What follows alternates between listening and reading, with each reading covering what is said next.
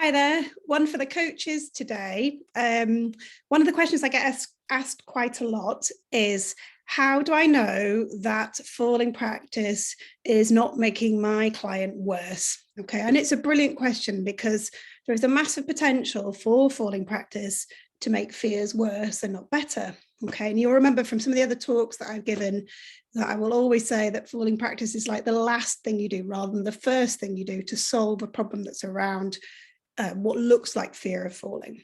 Okay, but let's put that to one side for a minute and let's just think about the mechanics of how you know, I guess, when falling practice is working and how you know when it's really not working. The key thing to remember is for falling practice to work in the way it's intended to, your client needs to be falling in a relaxed way. Okay, so that's the first thing. If they're not relaxed while they're falling, you are going to be conditioning a fear response, more of a fear response than there is currently. Okay, so that means actually you're not even being neutral, you're probably making the things worse. So if your client is not relaxed, then that's not what's happening. What you might see is a bit of a peak in anxiety, but it should quickly start to come down again. Okay, so one of the first things that you need to think about with your client is how you're going to monitor their levels of anxiety. Now, something I think we really need to take into account here is the coaching relationship. And whether we like it or not, when a client comes to us as a coach, expressing their vulnerability, you know, their fears, their worries, that kind of emotional response, and asking us for help, there is a power differential there.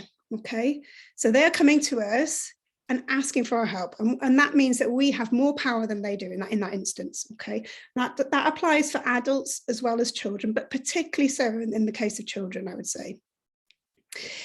Of course, there's lots of things you can do to make that relationship way more collaborative and to kind of minimize the power difference, but it's still going to be there. And as such, you have to be super careful here that, are you giving the client a plan?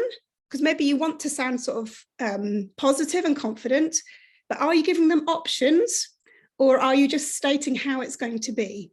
And then also to think about how you as a coach are communicating. Are you encouraging or are you persuading?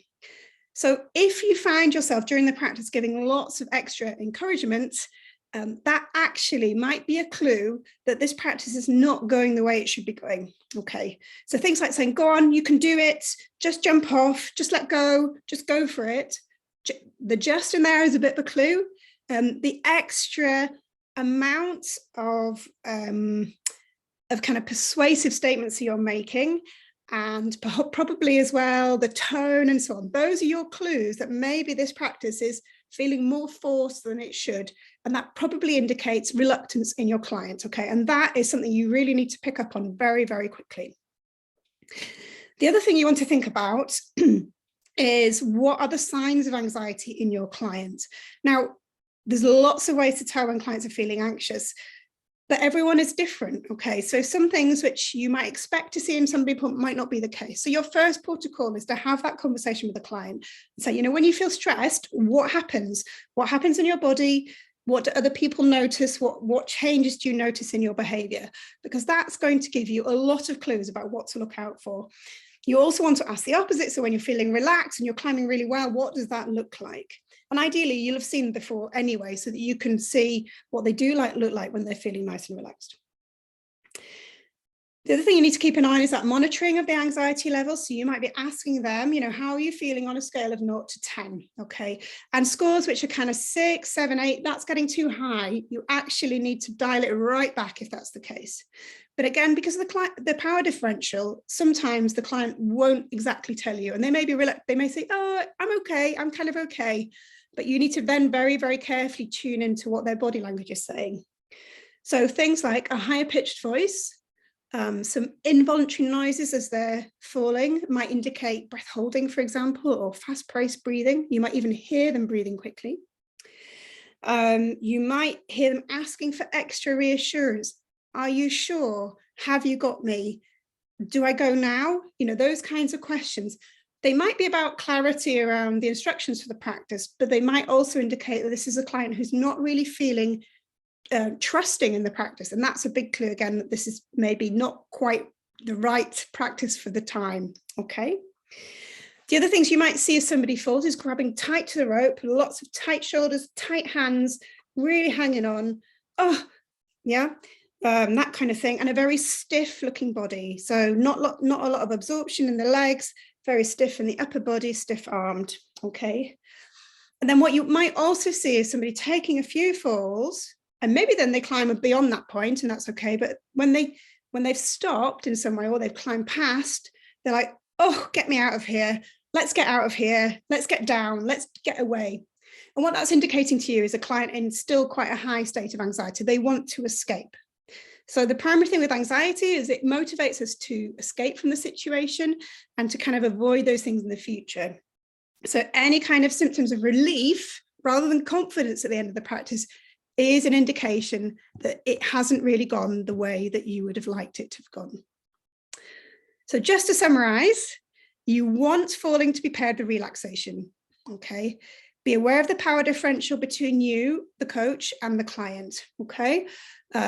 You have a lot more sway than you might think you have. So you need to be really mindful of how you're speaking to the client, what options you're giving, whether you are giving them lots of opportunities to get out of the practice or to stop the practice. Have you got a kind of fail-safe word in there, which is, I've had enough, I'm done, so that you know that you pre-agree that the client can stop the practice at any time. They're not forced to continue. Okay, that's super important. Think about what you're saying and how much you're saying. Are you moving from encouragement into persuasion? And that might be a sign of reluctance in your client, which is generally a sign of anxiety. And then you want to look for the body language in the client. So how do they normally look when they're relaxed, and how do they normally look when they're tense? Are you noticing any changes in their breathing, in their voice, in what they're saying? Are they looking for reassurance from you? And also their body language, lots of tension all over the body, but particularly probably in the shoulders and the legs, looking very stiff and kind of jerky. And then at the end, what you're seeing maybe is relief. Get me out of here, get me down, right, cut down quickly. That sense of urgency about exiting the situation.